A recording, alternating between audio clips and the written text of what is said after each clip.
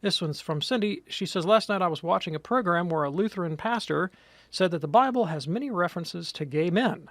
He used the story of the centurion asking Jesus to heal his servant as an example. He said that the Greek translation of the word did not mean servant, but it meant beloved. Therefore, he claimed that Jesus had no aversion to gay love and that he healed the centurion's beloved. Does the Greek text translate as that? And is this pastor correct? Thank you for your response. So I appreciate the question. I have an awful lot to say about this. To begin with, no, that is absolutely not what the Greek text says. The Greek text uses the Greek word doulos, which is always and everywhere translated as servant or slave every time we find it in the New Testament. So it does not have the sense that your pastor friend says that it does. And there are, he is correct in one respect, that there are references to homosexuality in the New Testament, and none of them are favorable.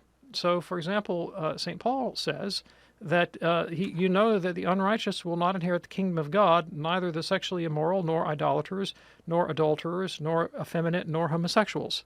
And the word that Paul uses for homosexual is literally one that lies with men, like in the same bed, right? So it's pretty obvious that he's talking about a particular kind of behavior, right, that's falling under judgment here.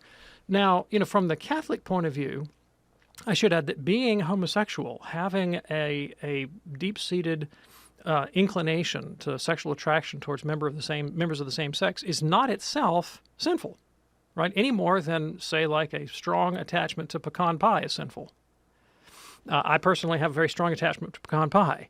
But it's what you do with those inclinations, with those passions, how you engage your reason and your freedom in responding to whatever your inclinations or passions are, that moral relevance, moral responsibility comes into play. So Catholic Church does not actually condemn homosexuality as an inclination. It does say that sexuality is given to us by God for the sake of procreation.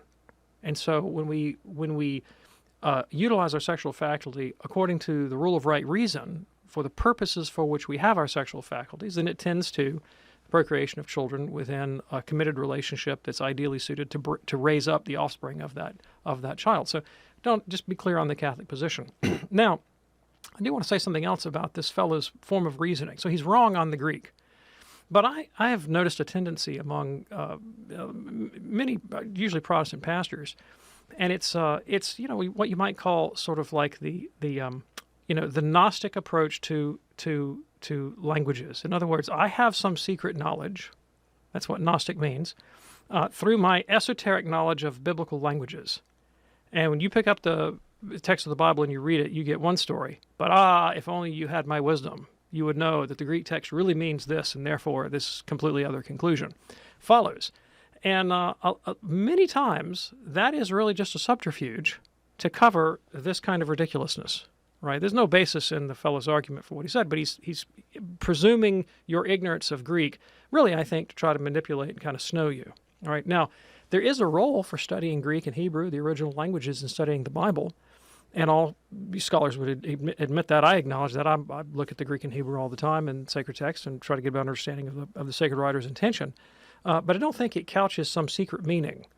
And also, I don't think that's the way that Christ intends for us to come to knowledge of the faith. So, when Jesus made provision for handing on the Christian faith when he founded the church, he didn't say to the apostles, go therefore to all nations and make sure that you create good Greek exegetes everywhere you go. Because the real way to understand my secret will is to make sure that all Christians everywhere can exegete the Greek text of the New Testament. That's actually not what Jesus said. What he said was go into all nations, make disciples, and teach them everything I've commanded you. So he established the church as a teaching office. And so ultimately the way we come to knowledge of God's will regarding the Christian faith is through the teaching of the Catholic Church that Jesus founded, not through some esoteric means of secret knowledge of underlying Greek and Hebrew texts. That is the purview of scholars to do that sort of thing, and Catholic Church is in favor of that. But that's actually, our faith doesn't hang on the secret deliberations of Ivy League scholars coming up with novel interpretations of the New Testament. So anyway, I thank you for the email.